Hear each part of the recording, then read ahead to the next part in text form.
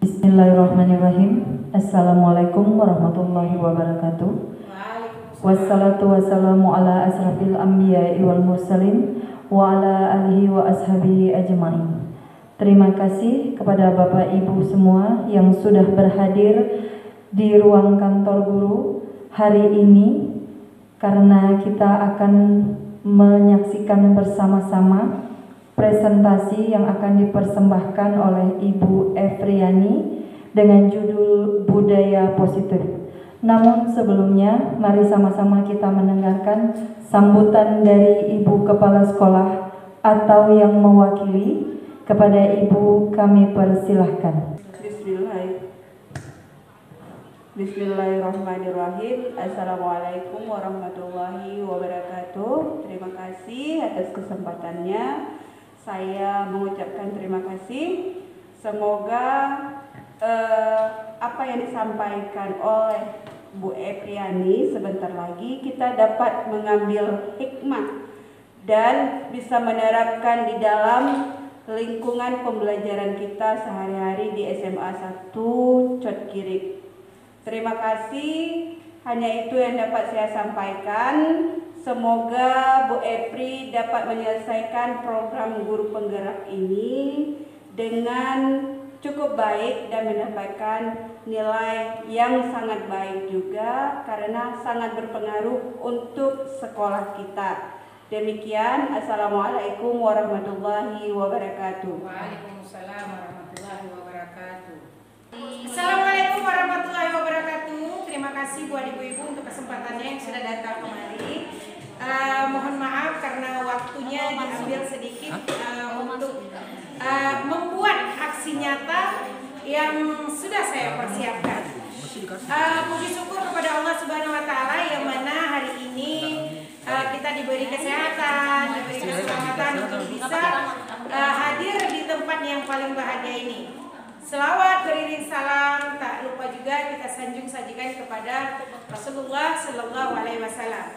Baik ibu-ibu, hari ini saya akan membuat satu video yang durasinya ya lumayan. Itu adalah tugas salah satu dari modul 1.4, yaitu aksi nyata daripada budaya positif. Ya, saya angkatan 8 untuk calon guru penggerak. Langsung saja ibu. Ini fasilitator kita, orang-orang yang membimbing saya. Ada Pak Sulhan Hamid Halubis,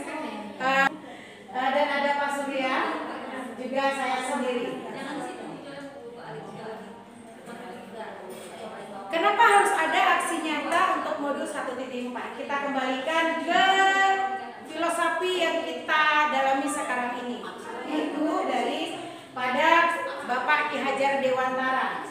Ki Hajar Dewantara, apa kata beliau? Beliau berkata, anak-anak hidup dan tumbuh sesuai dengan kodrat sendiri. Pendidikan hanya dapat merawat dan menuntun tumbuh kembangnya kodrat itu sendiri. Jadi kodrat dari anak-anak kita itu ada kodrat alam dan ada kodrat zaman.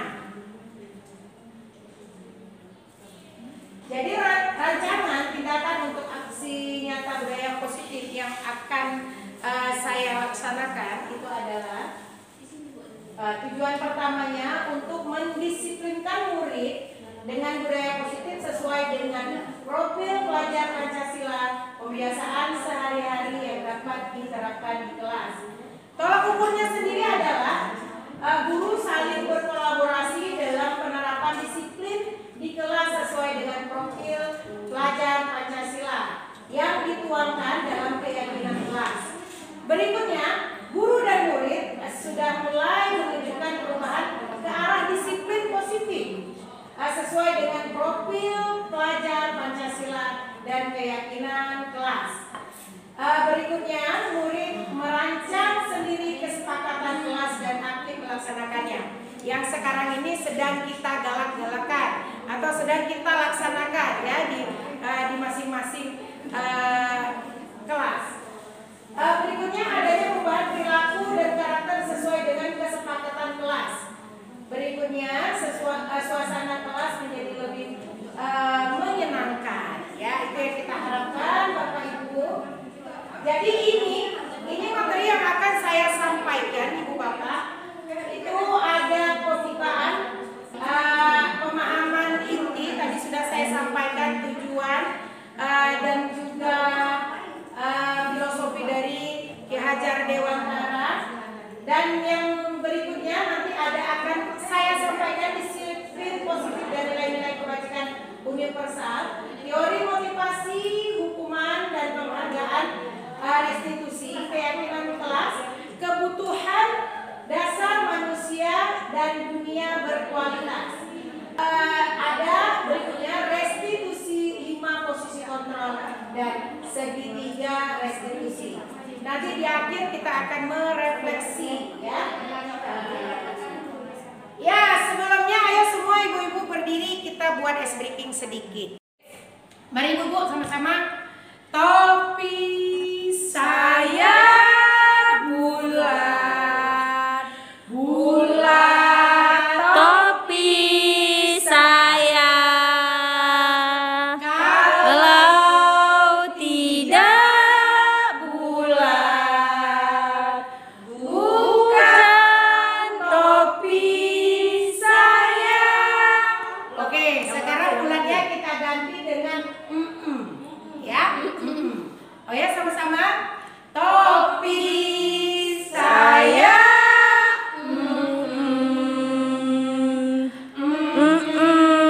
topi saya, kalau tidak bukan topi saya. ya, anak bulatnya. Oke, terima kasih, tepuk tangan buat semuanya. Mungkin ada pertanyaan, kenapa sih harus ice breaking-nya ini dulu? Ini kan SD ya, ini SD. Inti dari yang mau saya sampaikan, kan tadi topi saya bulat ya. Topi saya bulat. Kalau bulatnya diganti pasti konotasinya berbeda. Artinya budaya positif apa yang akan saya sampaikan? Kalau ibu bapak ikan lele, ikan sempat nggak sempat diusahakan menyimak. Ya, kalau nanti ibu nggak mendengarkan, nanti yang akan saya sampaikan berarti tidak tersampaikan kepada anak didik kita. Sama seperti lagu yang disampaikan. Kalau salah kita menyampaikan, maka salah.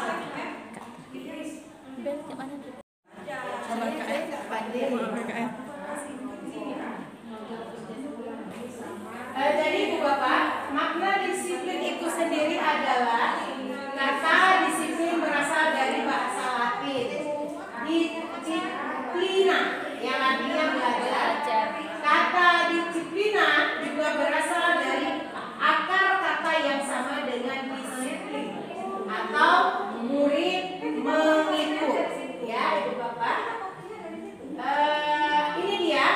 Yang pertama yang akan saya sampaikan, nilai-nilai kebajikan universal. Nilai kebajikan adalah nilai sifat-sifat positif manusia yang berupa tujuan mulia yang ingin dicapai setiap individu. Dr. William Glasser pada teori kontrol pada tahun 1984 menyatakan bahwa setiap perubahan memiliki satu tujuan. Jadi nilai-nilai kebajikan itu ada 1, 2, 3, 4, 5, 6. Antara lain beriman, bertakwa kepada Tuhan Yang Maha Esa, mandiri, bernalar kritis, berkebinekaan global, gotong royong dan kreatif. Jadi ini sama seperti profil Pancasila yang diagung-agungkan oleh Ki Hajar Dewantara. Oke, kita next. Motivasi perilaku manusia itu banyak. Jadi ini kita ambil contoh, ada 3. Ada yang sebagian daripada kita untuk menghindari ketidaknyamanan. Jadi kadang-kadang kita patuh biar kita nyaman.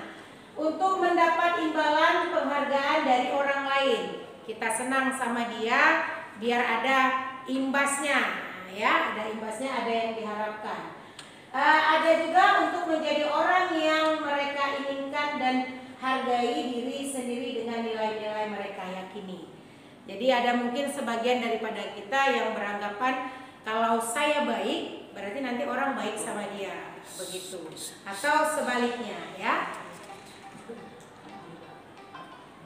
Sementara selanjutnya untuk menghindari ketidaknyamanan itu, jadi motivasi internal untuk menjadi orang yang mereka inginkan dan dihargai diri sendiri dengan nilai-nilai mereka yakini.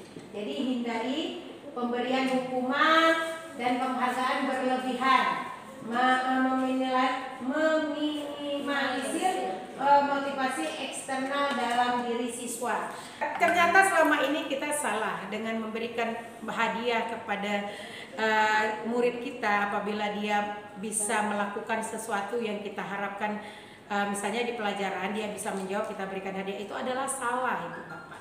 Kita keliru selama ini. Karena dengan begitu itu akan memberikan kesenjangan kepada yang lain. Tidak memotivasi yang lain, udah dia aja lah, orang dia yang pintar. Sementara kita selama ini banyak cara untuk yang nggak pintar itu bisa kita buat pintar. Oke, kita next dulu Ibu Bapak. Berikut keyakinan kelas. Dan ini sedang berlangsung, yang sekarang sedang kita terapkan.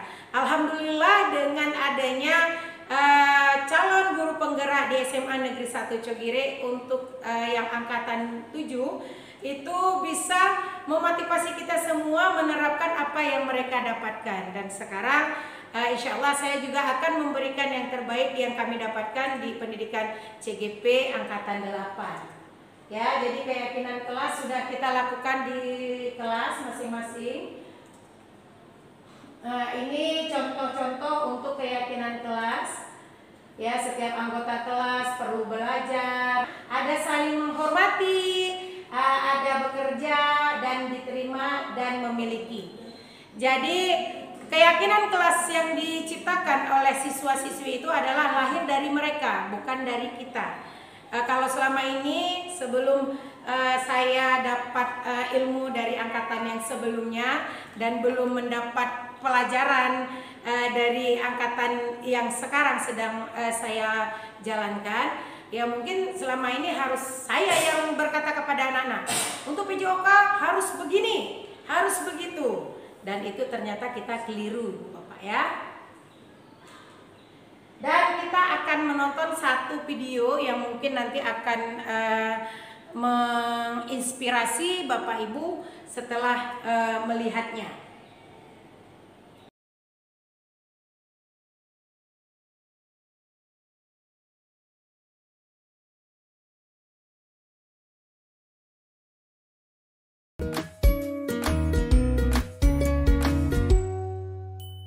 Salam dan bahagia Ibu dan Bapak guru hebat. Untuk membangun budaya sekolah yang positif dengan lingkungan yang aman dan mendukung murid untuk menjadi pribadi yang berdaya, seimbang, dan bahagia, salah satu upaya yang dapat dilakukan oleh guru adalah memahami kebutuhan dasar yang mendasari perilaku murid. Pada video kali ini, kita akan membahas tentang 5 kebutuhan dasar manusia.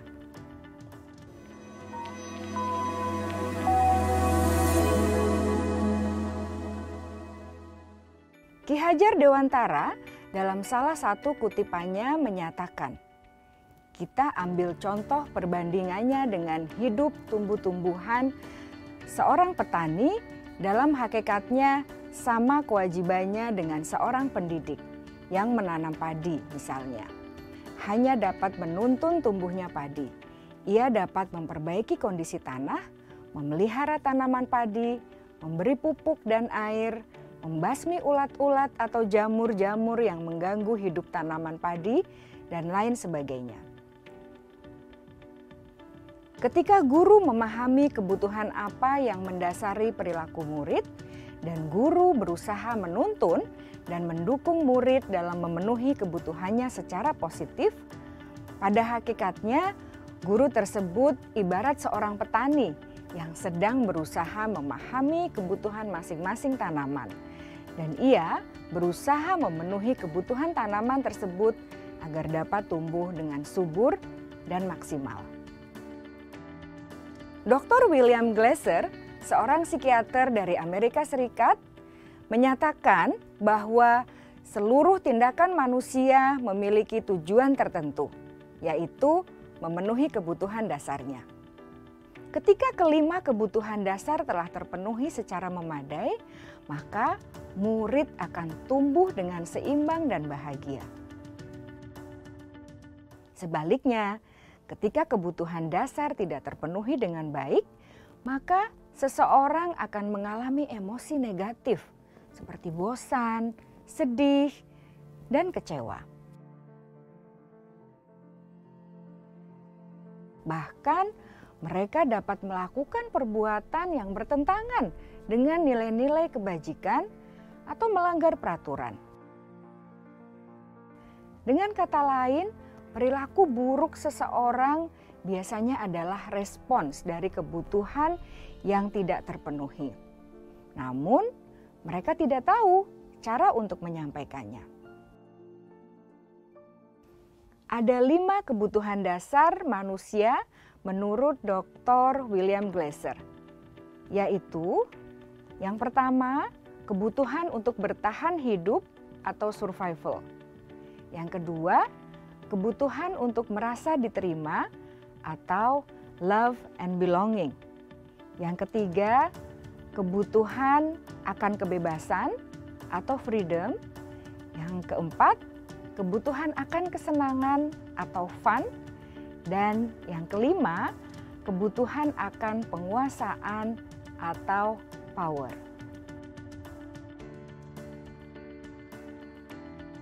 Kebutuhan dasar yang pertama adalah kebutuhan yang bersifat fisiologis untuk bertahan hidup atau survival. Misalnya, kesehatan, rumah, dan makanan. Kebutuhan biologis sebagai bagian dari proses reproduksi, termasuk kebutuhan untuk tetap bertahan hidup. Kebutuhan untuk merasa aman juga termasuk dalam kebutuhan ini.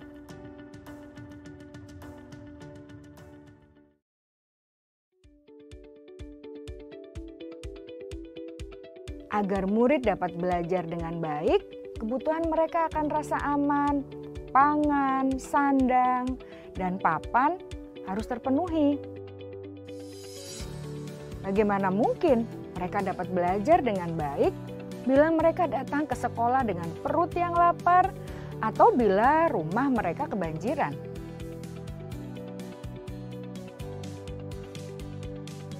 Setelah kita mengetahui kebutuhan pertama yang sebagian besar bersifat fisiologis, mari kita lihat kebutuhan kedua sampai kelima yang semuanya berhubungan dengan psikologis. Mari kita lihat kebutuhan yang kedua, yaitu kebutuhan akan perasaan diterima oleh kelompok atau komunitasnya, atau kebutuhan love and belonging. Kebutuhan ini meliputi keinginan untuk tetap terhubung dengan orang lain seperti teman, keluarga, teman kerja, dan kelompok di mana kita tergabung. Setiap murid ingin menjadi bagian yang berharga dari kelas dan juga sekolah. Mereka juga ingin diterima oleh orang lain dan kelompoknya. Bahkan, murid yang terlihat paling cuek pun jauh di dasar hatinya pasti ingin merasa diterima. Sebagai guru, seharusnya kita dapat menerima murid kita apa adanya, sesuai dengan kodratnya. Karena setiap murid adalah unik. Mereka memiliki kekuatannya masing-masing, sehingga guru seharusnya bisa menciptakan kesempatan untuk murid berkolaborasi dan memiliki ikatan emosi satu sama lain. Murid-murid yang memiliki kebutuhan yang besar untuk merasa diterima, biasanya mereka belajar karena suka pada gurunya, dan mereka juga suka bekerja dalam kelompok. Kebutuhan yang ketiga adalah kebutuhan akan kebebasan atau kebutuhan membuat pilihan. Murid harus diberi kesempatan untuk membuat pilihan dan bertanggung jawab atas pilihan yang mereka telah ambil. Memberi mereka kebebasan bukan berarti membiarkan mereka melakukan apa saja yang mereka mau, melainkan lebih memberi mereka kesempatan untuk membuat pilihan, menyuarakan pendapat mereka dengan percaya diri, dan memberi mereka kesempatan untuk mencoba hal-hal yang baru. Pembelajaran dengan metode yang beragam dan menarik juga akan memenuhi kebutuhan murid tentang kebebasan ini. Pembelajaran berdiferensiasi, di mana guru menyediakan beberapa jenis tugas yang bisa dipilih oleh murid sesuai minat mereka, sangat baik untuk mengembangkan murid menjadi lebih mandiri dan memiliki motivasi internal. Karena kebutuhan akan kebebasan pada dasarnya adalah kebutuhan untuk mandiri, memiliki otonomi, memiliki pilihan, dan mampu mengendalikan arah hidupnya sendiri.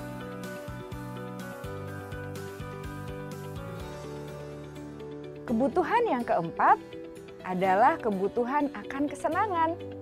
Bayangkan Bapak Ibu, hidup tanpa rasa senang. Betapa menyedihkannya. Glasser menghubungkan kebutuhan akan kesenangan dengan belajar. Jangan sepelekan kebutuhan murid untuk merasa senang di kelas. Sebagai guru, jangan ragu-ragu untuk dengan sengaja memasukkan kegiatan yang menyenangkan dalam kelas. Murid-murid dengan kebutuhan dasar kesenangan yang tinggi ingin menikmati apa yang mereka lakukan. Mereka juga konsentrasi tinggi saat mengerjakan hal-hal yang disenangi.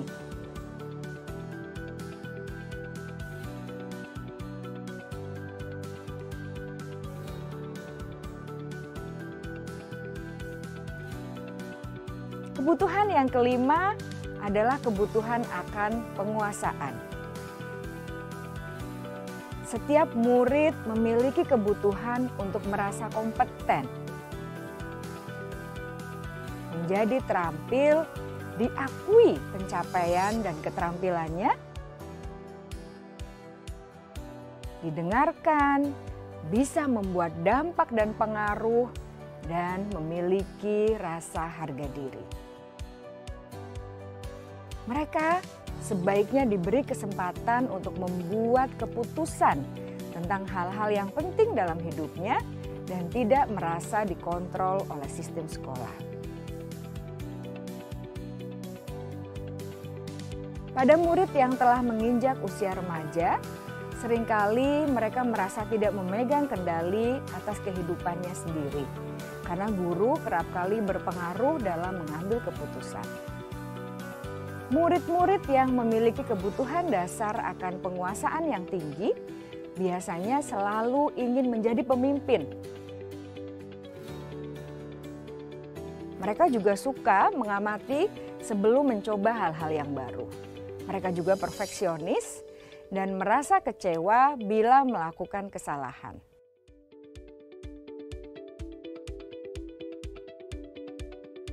Ibu dan Bapak guru sangatlah penting bagi kita untuk mengetahui kebutuhan dasar murid-murid, agar kita memahami alasan di balik sikap dan tingkah laku mereka. Bila murid berperilaku buruk atau melanggar peraturan, sehingga tindakannya tidak sesuai dengan nilai-nilai kebajikan, maka guru harus mencari tahu alasan yang mendasari tindakan tersebut dan kebutuhan apa yang belum terpenuhi. Melalui percakapan dengan guru dalam pendekatan disiplin positif, murid dapat diajak untuk bersikap reflektif dalam mengenali kebutuhan-kebutuhan yang berusaha mereka penuhi dan mendasari tindakan mereka. Jika guru mengabaikan perilaku buruk murid-murid, maka perilaku tersebut akan berpengaruh pada suasana kelas yang kurang kondusif dan akan berpengaruh pada tujuan dari pendidikan itu sendiri. Ibu, Bapak guru hebat, mari kita menjadi guru yang lebih baik dengan memahami kebutuhan dasar murid-murid kita dan senantiasa membimbing mereka untuk menjadi pribadi yang berdaya, seimbang, dan bahagia. Salam dan bahagia, Ibu dan Bapak guru hebat.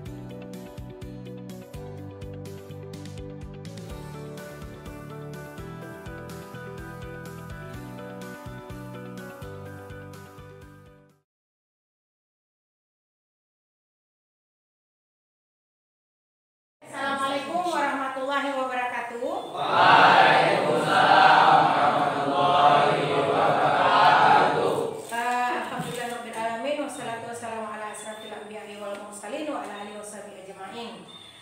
Puji syukur kepada Allah Subhanahu wa taala yang mana kita masih diberi kesempatan untuk menghirup udara segar. Selawat salam kepada Rasulullah sallallahu alaihi wasallam.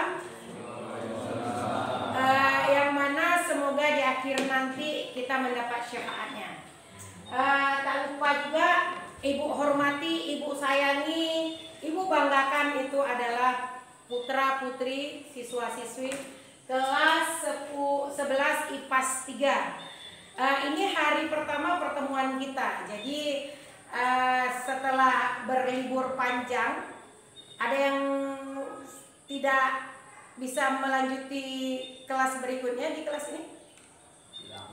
Enggak ya, berarti semua naik ke kelas, ya naik ke kelas 11. Jadi ini adalah mungkin hal baru bagi kalian ya. Karena dulu kan nggak pernah ada begini. Tapi tadi sebelum ibu membuka, ada ibu tanyakan bahwasanya bukan sudah banyak guru yang sudah mulai membuat keyakinan kelas ya. Sudah banyak ini. Mungkin kalau yang anak baru tidak tahu ibu, karena di kelas 10 IPAS 3 pada saat itu bukan ibu ya pelajaran PJOK ya. Tapi kami udah kenal. Kenapa udah kenal? Karena kita sudah liburan bersama ya. Ini yang harus kita sepakati kalau sekarang ini ibu wali kelas IPAS 4 ya. Ini yang harus kita buat hari ini ya. Mungkin di dinding sana sudah ibu buat juga untuk nanti disampaikan.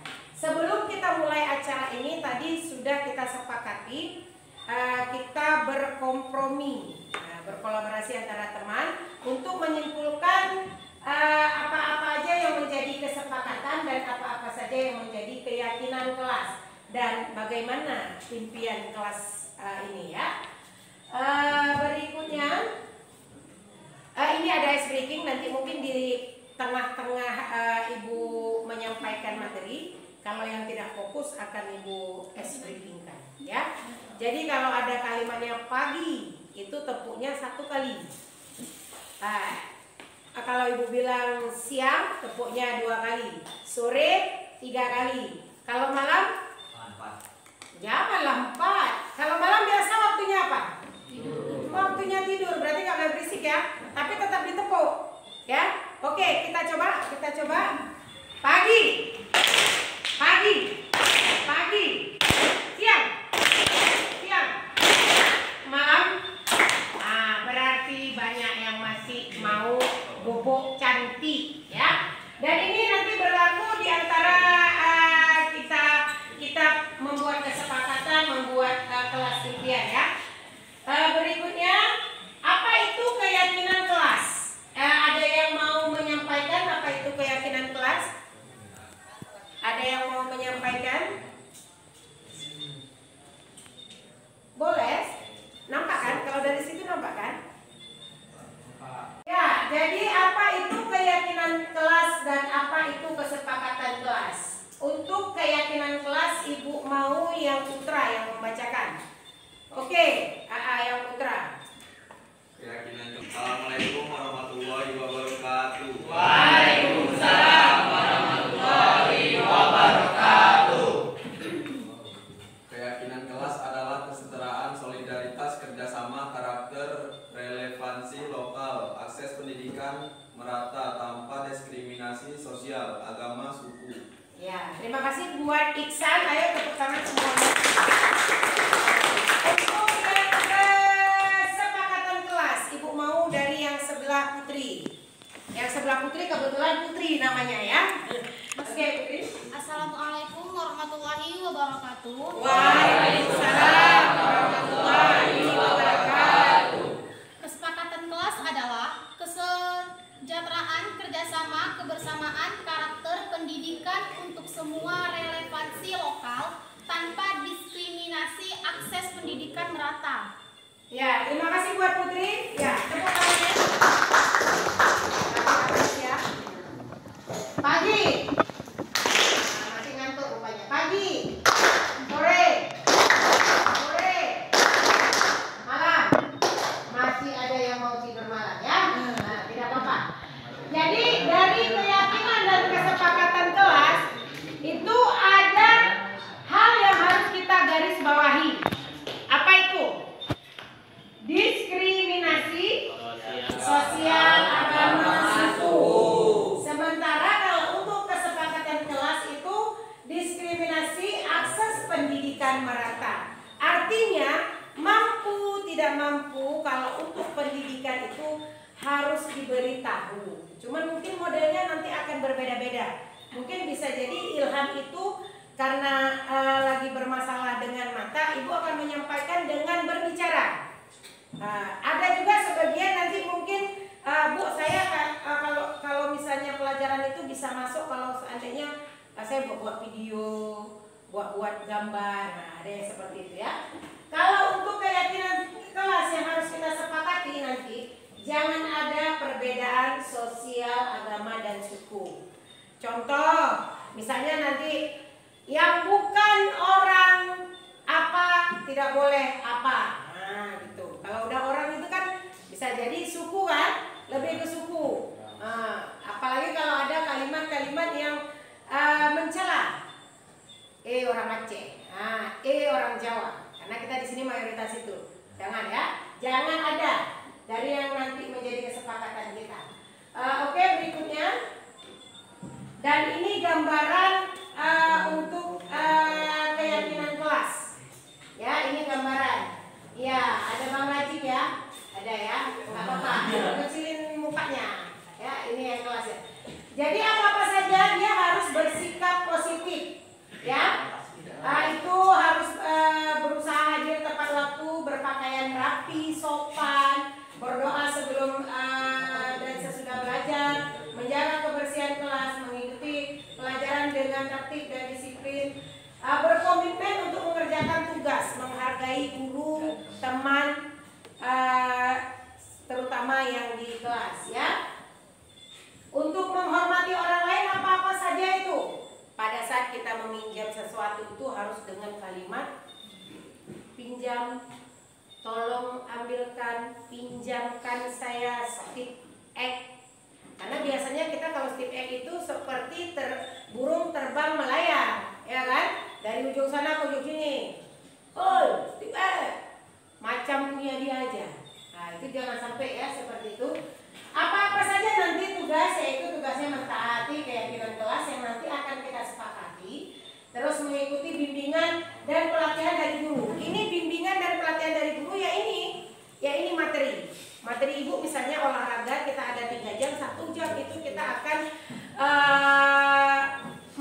mengupas atau membahas tentang materi. 2 jamnya lagi baru kita praktek. Ya, kebetulan kelas ini 3 jamnya itu dore ya. Iya kan? Tidur kalian kan? Nah, ya. Dan ini dia tugasnya ya, mentaati keyakinan kelas tadi, belajar dengan tekun, mengikuti bimbingan, menjaga kebersihan, sekolah melakukan piket di kelas. Nah, jangan sampai seperti tadi ya. Piket itu kalau bisa disiplin. Dan Ibu yakin sama, semua kelas juga seperti itu. Oke, sekarang Ibu minta perwakilan dari masing-masing gender, masing-masing yang tadi sudah kita diskusikan. Yang putra silakan untuk mencatat yang perlu dicatat, yang putri begitu juga. Nanti ada 1 orang yang berbicara ya. Silakan Bang.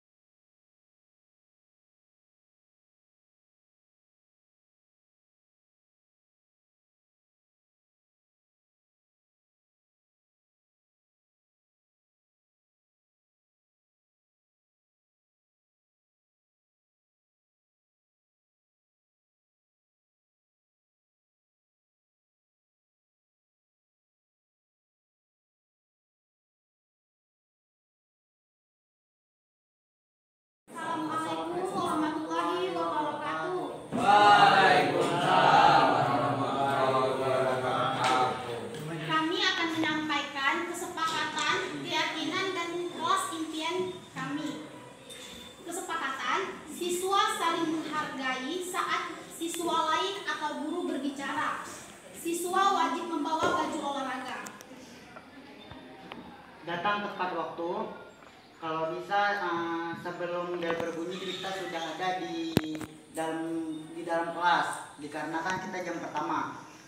Harus disiplin supaya bisa terbawa sampai ke depannya.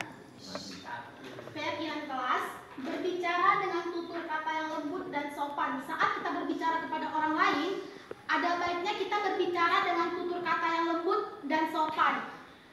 Saat mengerjakan tugas di kelas, bisa mendengarkan guru saat menjelaskan. Jadi di saat guru menjelaskan di depan, kita harus diam dan menatap penjelasan guru yang ada di depan. Mengerjakan tugas tepat waktu. Tugas kalau bisa jangan ada yang tidak mengerjakan, supaya bisa konsisten lah ke depannya. Yang terakhir harus bertoleransi, dikarenakan kita di sini bukan satu suku saja, melainkan banyak suku dan agama yang lain. Kalau kemudian bisa belajar tanpa berisik. Dengan adanya ketenangan di kelas, siswa yang sedang belajar mempunyai konsentrasi untuk berpikir dan bisa menjawab apa-apa yang dikasih pertanyaan oleh guru. Kawan yang seru. Dengan adanya kawan yang seru, kita pun bersemangat untuk sekolah. Harus menghargai satu sama lain. Ya, kembali lagi kepada toleransi tadi. supaya nyaman, kita harus menghargai satu sama lain. Yang keempat, diusahakan untuk kepala sekolah, saya minta harus ada kipas angin, tapi ini tidak memaksa. Sekian, terima kasih.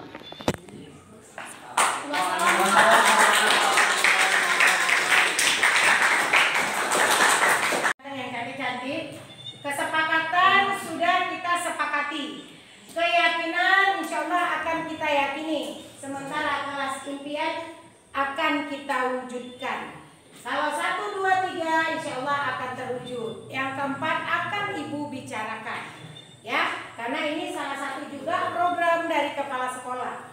Akan membuat atau mengadakan kipas untuk masing-masing kelas.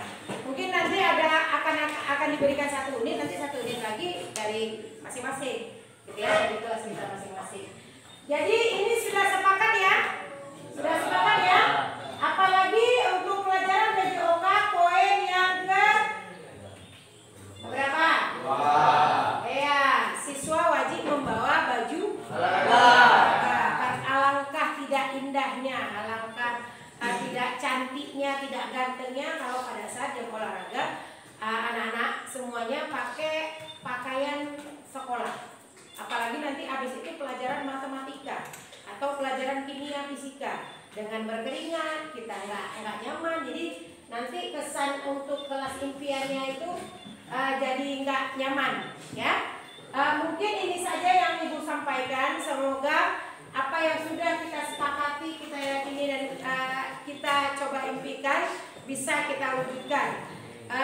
Dan semoga ini diterapkan. Jangan hanya tertulis di papan tulis, ya. Demikian. Mohon maaf apabila Ibu ada kesalahan.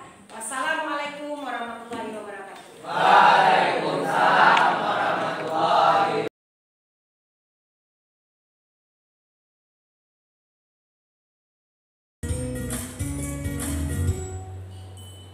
Salam bahagia Ibu dan Bapak guru hebat. Dalam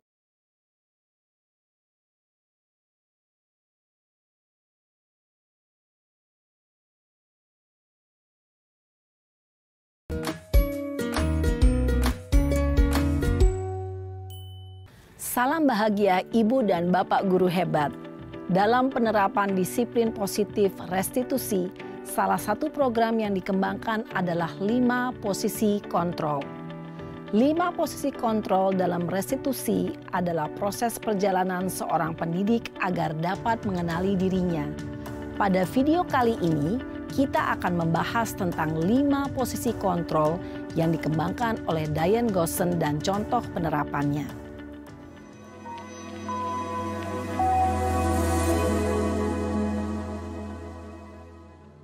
5 posisi kontrol itu adalah 1. Posisi penghukum.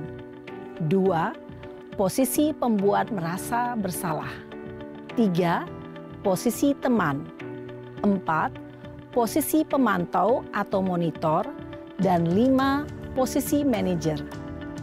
Untuk lebih memahami kelima posisi tersebut, mari kita saksikan kasus Naren yang terlambat hadir 20 menit di sekolah dan melihat bagaimana kelima posisi kontrol dalam menghadapi masalah tersebut.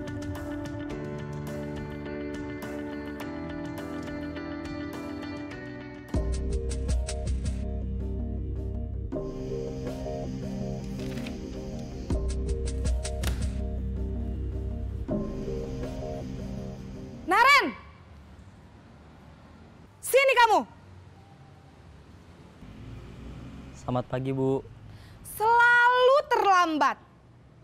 Kamu deh, pasti terlambat. Maaf, Bu. Saya... Apa? Apa coba? Alasan kamu apa lagi? Kapan sih kamu tidak terlambat? Malas sekali ya kamu jadi anak. Saya... Dasar pemalas. Gak kapok-kapok sih kamu. Sudah berapa kali terlambat? Sana, kamu keliling lapangan basket 2 kali. Kenapa saya harus keliling lapangan basket, Bu? Kenapa? Kamu mau lawan ibu? Berani-beraninya jawab. Sudah terlambat, masih berani jawab pula. Sekarang keliling lapangan basket 5 kali sekalian, biar kapok. Cepat, pergi sana ke lapangan basket. Posisi penghukum biasanya berbicara dengan nada tinggi, menghardik, menunjuk-nunjuk, menyakiti, dan menyindir. Hukuman bisa berupa fisik maupun psikis. Ibu dan bapak guru hebat. Dampak yang terjadi pada murid ketika guru berada pada posisi penghukum adalah murid cenderung akan memberontak, bahkan menyimpan dendam.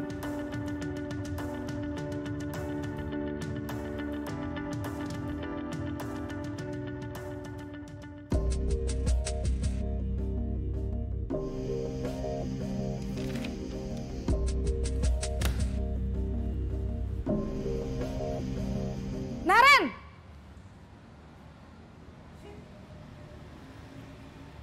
Selamat pagi, Bu. Naren. Kamu kenapa terlambat lagi, Nak?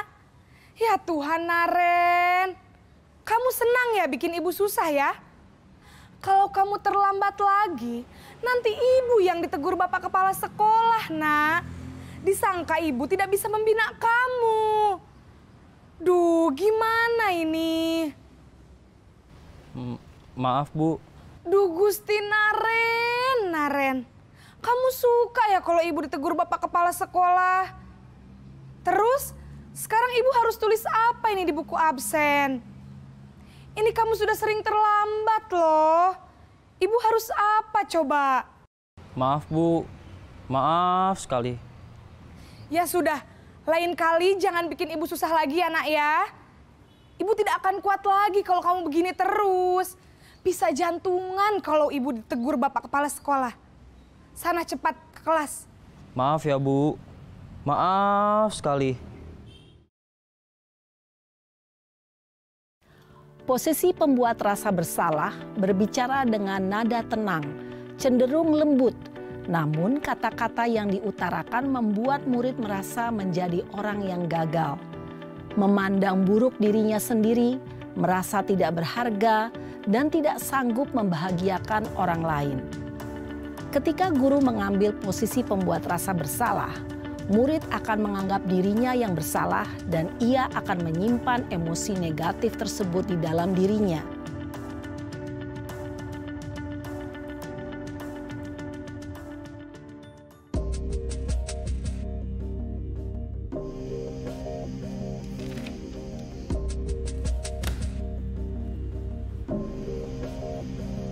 Naren!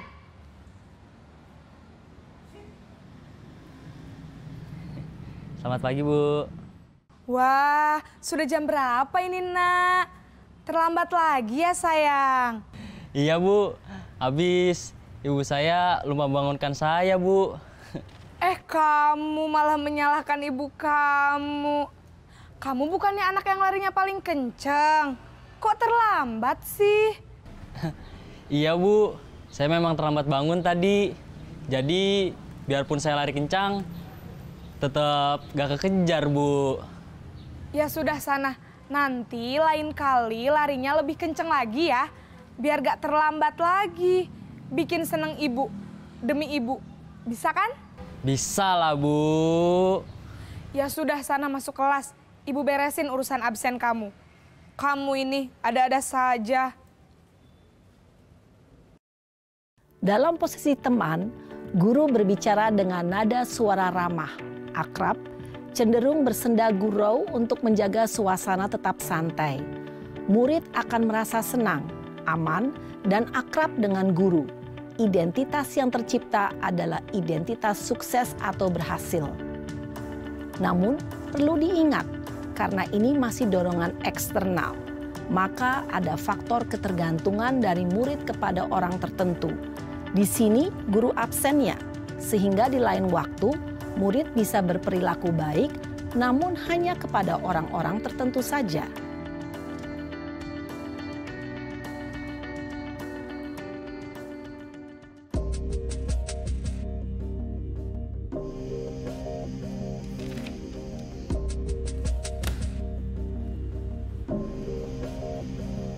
Naren!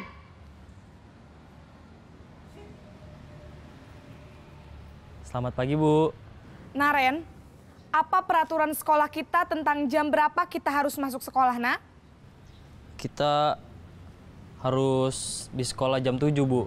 Iya, betul. Sekarang sudah jam 7.20. Naren sudah tahu konsekuensinya jika terlambat hadir. Paham, Bu. Saya harus tinggal kelas pas jam istirahat selama 20 menit. Iya, benar. Konsekuensinya demikian. Jadi nanti jam 9.30 pas istirahat, kamu harus tinggal di kelas, kerjakan tugas tambahan untuk ketertinggalan kamu, ya? Baik, Bu. Posisi pemantau mengandalkan penghitungan atau data untuk mengontrol murid. Guru mengarahkan murid berdasarkan peraturan dan konsekuensi. Seorang pemantau menunjukkan bahasa tubuh dan ekspresi wajah yang datar dan cenderung formal.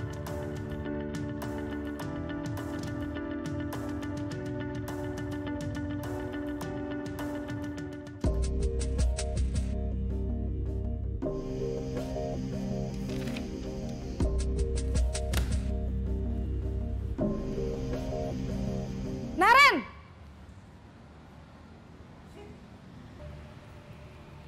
Selamat pagi, Bu. Selamat pagi, Naren. Maaf, Bu. Saya terlambat. Iya, sekolah masuknya jam 7, sekarang sudah jam 7.20. Jadi sekarang bagaimana ini, Naren? Maaf, Bu. Saya lupa setel alarm saya semalam. Baiklah, menurut kamu, keyakinan sekolah yang mana yang perlu kamu tingkatkan? Menghargai diri sendiri dan orang lain mungkin ya, Bu. Setuju. Jadi, apakah Naren meyakini prinsip saling menghormati tersebut? Iya, Bu. Saya meyakininya.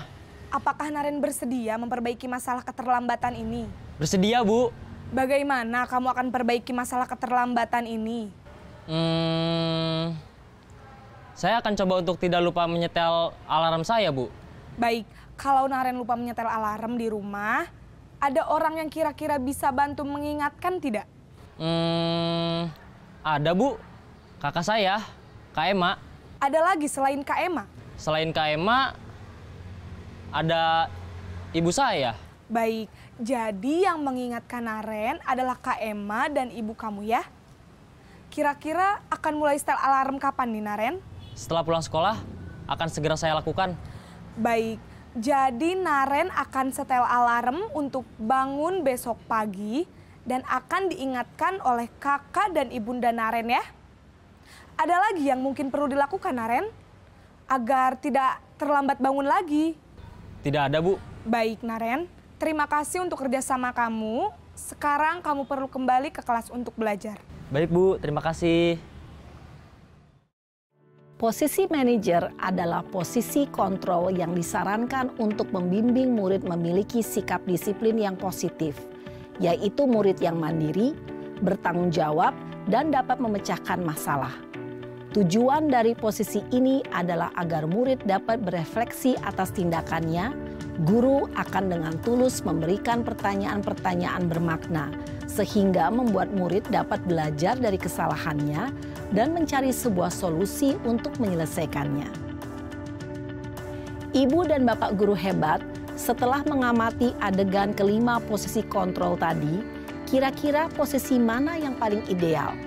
Posisi mana yang dapat menunjang motivasi intrinsik murid? Ya, tentu posisi manajer. Posisi ini memang posisi ideal yang ingin dituju setiap pendidik. Pada posisi inilah, guru dapat menerapkan disiplin positif yang berpihak pada murid, yang memerdekakan murid. Perjalanan seorang pendidik tentunya tidak mudah untuk sampai pada posisi seorang manajer.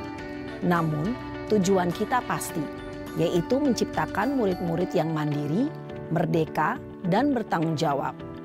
Semoga penggambaran 5 posisi kontrol yang telah diperlihatkan ini dapat menjadi ajang refleksi bagi kita semua, agar dapat terus mengasah dan menerapkan disiplin positif yang memerdekakan murid.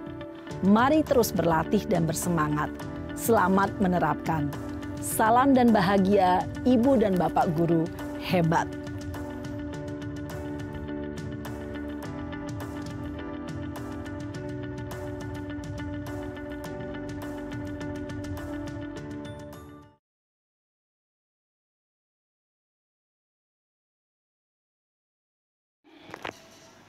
Ya, silakan Bu Neni Sukaisi. Ya, terima kasih Bu Epri. Yang mau saya tanyakan dari yang paparan yang sudah Bu Epri jelaskan sampaikan tadi ya, bagaimana strategi atau cara kita untuk memposisikan diri kita ini masuk atau termasuk ke dalam posisi manajer, karena kan posisi itu yang paling cocok, yang paling sesuai untuk kita sebagai seorang guru harusnya berposisi pada posisi itu. Itu saja Bu Epri, terima kasih. Terima kasih buat Bu Neni atas pertanyaannya.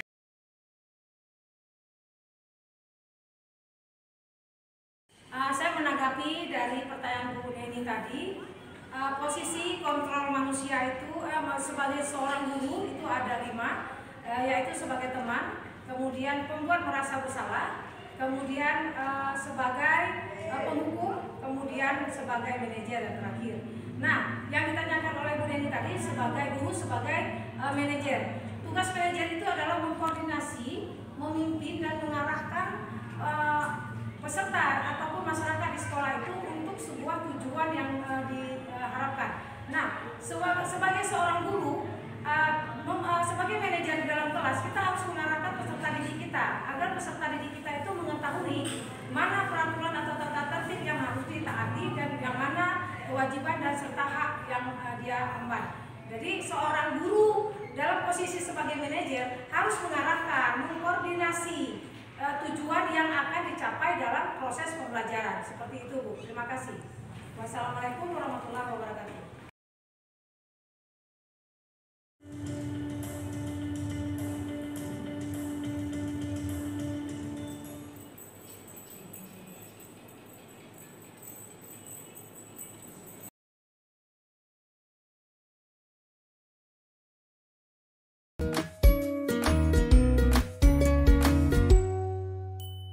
Salam dan bahagia Ibu dan Bapak guru hebat. Pada video kali ini kita akan membahas tentang salah satu program disiplin positif yang diterapkan di lingkungan sekolah yang dikenal dengan nama restitusi.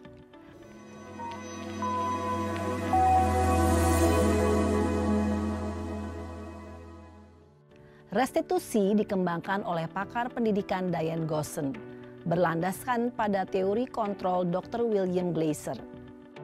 Segitiga restitusi adalah suatu proses dialog yang dijalankan oleh guru atau orang tua agar dapat menghasilkan murid yang mandiri dan bertanggung jawab.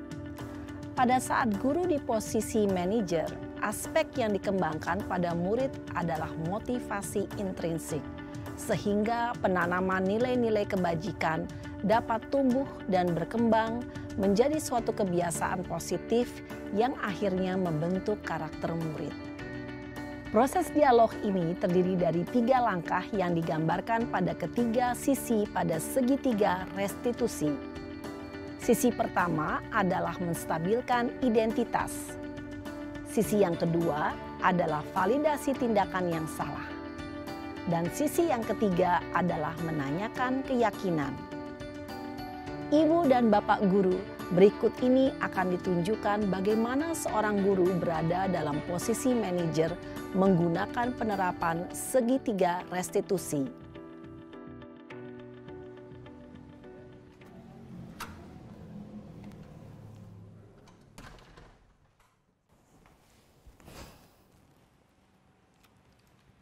Siang Sarah. Siang Pak. Sudah lama nggak ketemu Sarah. Kenapa hari ini ada di sini? Kesel Pak, kesel banget. Masa aku dikatain tukang fitnah Pak? Ya aku marah lah. Aku balik ngatain Eka di depan kelas. Kesel banget. Oh begitu. Ya pasti kamu marah dan kesal. Bapak juga akan marah apabila ada yang menuduh Bapak seperti itu. Kemudian pada saat itu kamu mau melakukan apa? Ya saya langsung ngatain Eka lah Pak. Kesel banget. Saya bentak-bentak dia depan teman-teman lain. Oh begitu. Pasti kamu melakukan seperti itu karena suatu alasan tertentu bukan? Iyalah, masa saya diam saja Pak? Ya saya bela diri lah. Masa saya dituduh tukang fitnah? Ya wajar lah. Mempertahankan harga diri itu sesuatu yang penting buat kamu. Untung kamu tidak bertindak lebih gegabah lagi. Hanya membentak-bentak. Iya, Pak. Untung saya masih bersabar dan hanya membentak saja. Sudah gemes padahal, saya pasti bela diri lah. Ya pasti ya, tapi kamu memilih untuk tetap bertahan dan bersabar. Kamu memilih untuk tidak berbuat lebih parah lagi, bukan? Iya. Nah, sekarang coba kita lihat lagi tindakan kamu yang bentak-bentak Eka di kelas. Tindakan kamu itu kira-kira sesuai dengan keyakinan kelas atau prinsip kamu tidak? Enggak lah, Pak. Capek, Pak, jadi pemarah. Jadi keyakinan atau prinsip mana yang kurang sesuai dengan keinginan kamu? Ya, saya sebenarnya sangat menghargai orang lain. Mungkin saat itu saya menjadi emosi, jadi tidak menunjukkan sikap itu. Kamu meyakini tidak? Menghargai orang lain itu penting buat kamu. Yakinlah, Pak. Iya, setuju. Kita harus saling menghargai. Namun, ada juga keyakinan yang kita sepakati yang perlu kita jalankan apabila kita sedang marah, bukan? Ya, saya bisa lebih proaktif, mulai dengan diri sendiri. Saya bisa jadi lebih bersabar, mengambil waktu jeda untuk berpikir mau apa selanjutnya. Kira-kira kamu bersedia memperbaiki masalah ini tidak? Bersedia, Pak. Kalau kamu memperbaiki masalah ini, kamu akan menjadi orang seperti apa? Saya akan menjadi orang yang bertanggung jawab kali ya, Pak. Dan senantiasa proaktif. Iya, menurut kamu bagaimana rasanya menjadi orang seperti itu? Ya nyaman lah, bangga bisa bersabar dan menahan diri. Baiklah kalau begitu. Yuk kita pikirkan bagaimana memperbaiki masalah ini.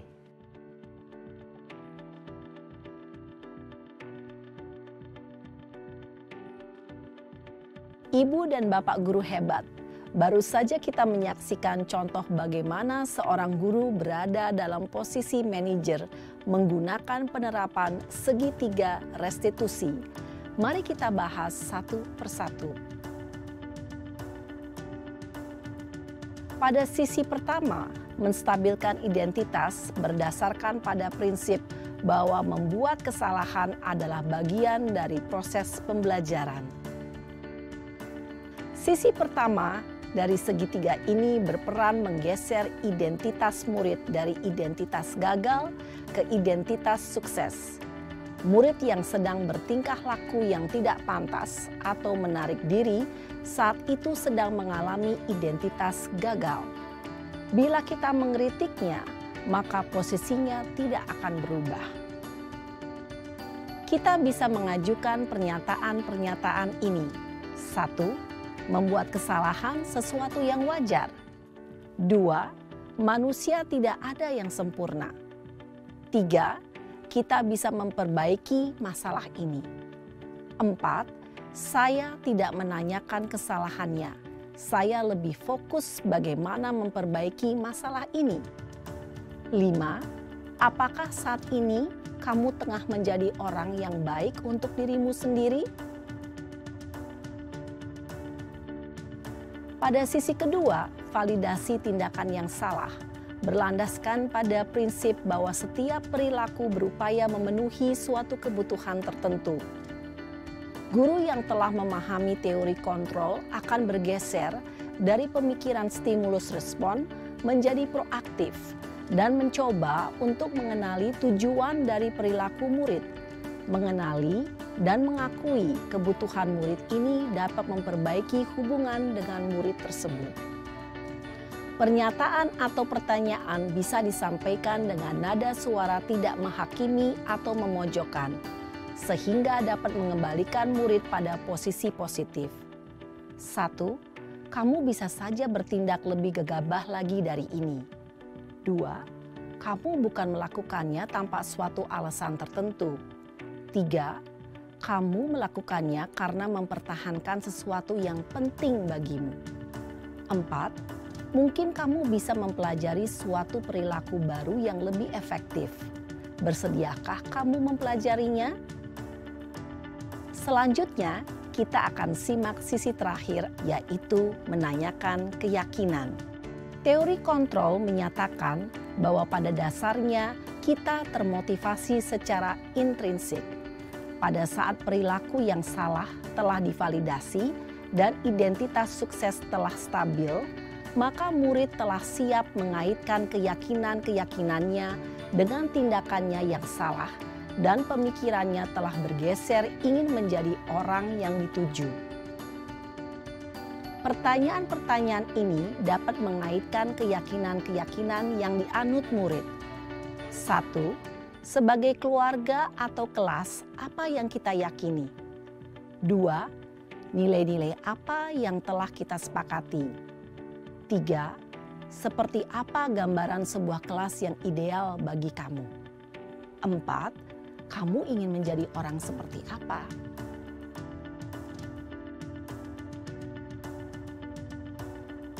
Dalam menerapkan segitiga restitusi, perlu diperhatikan beberapa hal, yaitu 1. Perilaku yang salah perlu dikaitkan dengan nilai-nilai atau keyakinan-keyakinan yang telah disepakati atau dituju. 2. Kesediaan orang yang melakukan kesalahan untuk memperbaiki masalah. 3. Pemecahan masalah sebisa mungkin relevan atau memiliki hubungan dengan masalah yang ada. 4. Usaha. Perlu adanya suatu usaha perbaikan dari pihak yang berbuat kesalahan. 5. Waktu.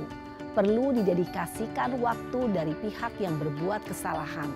Tanyakan kapan akan mulai diberlakukan usaha untuk memperbaiki masalah.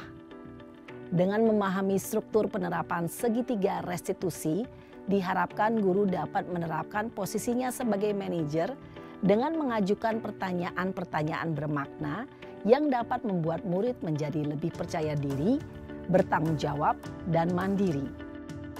Nah, Ibu Bapak Guru perlu tidaknya mengikuti ketiga tahapan dalam segitiga restitusi bergantung pada ringan beratnya suatu permasalahan. Misalnya, bila permasalahan tersebut ringan, maka tidak perlu dijalankan secara berurutan. Bahkan bisa semudah menanyakan apa keyakinan yang kita sepakati. Dengan menjalankan segitiga restitusi, dengan mengajukan pertanyaan-pertanyaan bermakna, diharapkan murid menjadi lebih kuat secara pribadi, dapat membuka wawasan murid agar dapat menyelesaikan permasalahannya sendiri, semakin percaya diri, mandiri, dan merdeka. Salam dan bahagia, Ibu Bapak Guru hebat.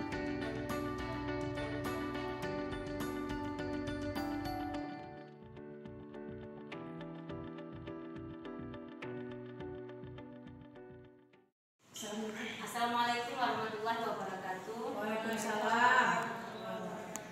Terima kasih yang sebesar-besarnya kepada Bu Epriani yang telah memaparkan materinya terkait budaya positif. Yang ingin saya tanyakan ini masalah restitusi. Mungkin banyak dari kami semua ini yang kesulitan nih untuk melaksanakan restitusi tersebut. Bisa tidak Ibu gambarkan saya salah satu contoh bagaimana Ibu menerapkan restitusi di dalam kelas? Oke, terima kasih. Terima kasih buat Bu Yuni.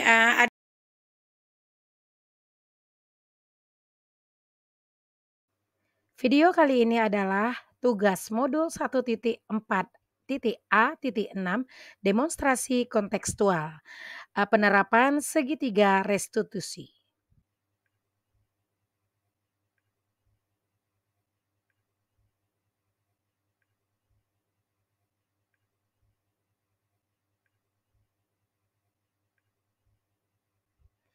Di awal tahun pembelajaran untuk kelas, siswa-siswi sudah membuat kesepakatan kelas. Salah satunya, siswa-siswi saling menghargai dan menghormati kebutuhan belajar warga kelasnya.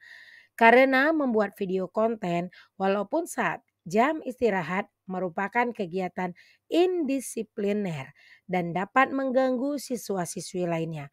Oleh karena itu, perlu dilakukan tindakan penyelesaian masalah menggunakan segitiga restitusi. Assalamualaikum. Waalaikumsalam warahmatullahi wabarakatuh. Gimana Pamela? Sehat? Alhamdulillah sehat Bu. Alhamdulillah. Teman-teman di kelas juga sehat? Alhamdulillah sehat juga. Tidak ada terjadi apa-apa kan? Iya Bu. Ya. Tapi Pamela ini sebelumnya Ibu minta maaf. Tadi dari status kamu, Ibu lihat kamu dan teman-teman beberapa orang itu pada pada saat jam istirahat membuat konten ya? Iya Bu, saya minta maaf. Tadi kami iseng waktu jam istirahat buat konten untuk mengusir kebosanan. Ada yang lain? Saya sebenarnya tidak bermaksud untuk konten, tapi kenapa? Saya diajak sama teman-teman yang lain mumpung lagi jam istirahat. Kamu tahu nggak, Famila, kalau kamu sekarang dalam masalah? Iya Bu. Baiklah, Ibu di sini bukan untuk mencari siapa yang salah. Ibu di sini untuk mencari penyelesaian bersama, untuk kita bicarakan dan apa yang harus kita lakukan untuk memperbaiki situasi ini. Kamu pasti melakukan ini ada alasannya. Pasti seru bisa konten hingga rasa bosan dengan beberapa teman bisa kamu hilangkan. Iya Bu. Ya sudah, Ibu bisa lihat tadi kamu merasa senang pada saat melakukannya, kamu juga terlihat asik. Tetapi yang kamu lakukan itu merugikan orang lain, karena belum tentu teman-teman yang lain setuju dengan apa yang kamu lakukan. Iya Bu. Sekarang mari kita bicarakan tentang keyakinan kelas kita. Apa yang kita bicarakan dan mana yang belum kamu tunjukkan. Kita harus saling menghormati Bu. Ya, benar sekali. Nah, sekarang kita kembalikan pada saat kamu ngonten tadi. Apa ketika kamu ngonten tadi kamu sudah menghormati orang lain dan diri kamu sendiri? Tidak Bu. Ibu tahu kamu mendapatkan rasa senang. Menurut Ibu, ada cara lain untuk mendapatkan rasa senang tanpa merugikan orang lain. Bagaimana menurut kamu? Iya Bu.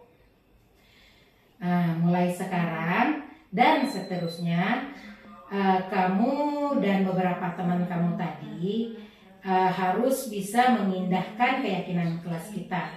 Dan apa yang kamu tahu, apa yang harus kamu lakukan untuk memperbaikinya. Iya Bu, saya akan meminta maaf pada guru piket dan kepada teman-teman sekelas untuk berjanji tidak akan mengulanginya lagi. Baiklah, permohonan maaf kamu Ibu terima. Sekarang kembalilah ke kelas untuk mengikuti pelajaran selanjutnya. Dan lakukan apa yang kamu sampaikan tadi ya Nak. Ibu, sekali lagi saya minta maaf Bu. Saya berjanji setibanya di kelas akan meminta maaf kepada teman-teman. Ya, sama-sama. Semoga kamu menjadi orang hebat di kemudian hari. Bisa benar-benar menjadi YouTuber dan punya penghasilan. Ingat, lakukan yang positif ya Nak ya. Assalamualaikum Bu. Waalaikumsalam warahmatullahi wabarakatuh. Assalamualaikum warahmatullahi wabarakatuh. Nama saya Famila Zuraika R dari kelas 10 IPA 5. Saya senang diajak berdiskusi. Terima kasih kepada Ibu Evri yang sudah mengajak saya berdiskusi. Dengan ini saya berjanji tidak akan membawa handphone ke sekolah lagi, kecuali untuk hal-hal yang positif dan memang benar-benar disuruh oleh salah satu guru mata pelajaran. Dengan itu saya sekali lagi meminta maaf dan terima kasih. Ada mungkin rekan-rekan yang lain yang mau menanggapi dari pertanyaan? Iya, kepada Ibu Ima Suryani dipersilakan. Terima kasih. Terima kasih Bu Evri untuk kesempatannya. Mungkin menurut saya begini Bu Evri, jadi ada segitiga restitusi ini. Jadi jika anak melakukan pelanggaran atas kesepakatan atau keyakinan yang telah disepakati di sekolah, di kelasnya masing-masing, maka anak tersebut harus kita panggil secara face to face, istilahnya individu harus kita panggil dan kita akan menanyakan mengapa, tahap pertama mengapa kamu melakukan itu. Kemudian apakah setelah kita tanya apakah yang kamu lakukan itu benar atau tidak, sesuai atau tidak dengan kesepakatan kelas yang telah kita sepakati minggu yang lalu. Nah, anak itu bagaimana caranya? Harus mengakui kesalahannya yang tidak sesuai dengan kesepakatan kelas yang telah ditentukan. Anak itu artinya dengan gamblang bisa menyatakan kalau dia itu salah dan dia menyadari dan tidak akan mengulangi lagi. Artinya anak itu jangan ada penekanan ataupun tuduhan tuduhan-tuduhan ataupun label yang diberikan oleh guru tersebut. Jadi anak itu tidak merasa terintimidasi. Sekian Ibu Epri. Terima kasih. Assalamualaikum warahmatullahi wabarakatuh. Waalaikumsalam warahmatullahi wabarakatuh. Demikian Bapak Ibu, terima kasih atas waktu dan tempatnya dan juga tanggapannya. Semoga kita setelah merefleksi apa yang sudah saya sampaikan tadi bisa bermanfaat buat kita semua. Ingat TBM itu adalah pelembut makanan, tapi di guru penggerak TBM itu adalah tergerak, bergerak, dan menggerakkan. Terima kasih. Wassalamualaikum warahmatullahi wabarakatuh. Waalaikumsalam warahmatullahi wabarakatuh.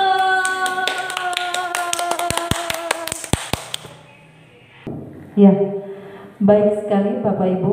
Setelah mendengarkan presentasi yang disampaikan oleh Ibu Epriani tadi, mudah-mudahan dapat kita terapkan dan kita implementasikan dalam tata cara bagaimana kita mengajar agar cara mengajar kita lebih baik lagi. Terutama saya sendiri, insya Allah saya akan mengimplementasikan, di mana saya juga sering tidak menggunakan budaya positif untuk mendidik anak saya dulu di rumah.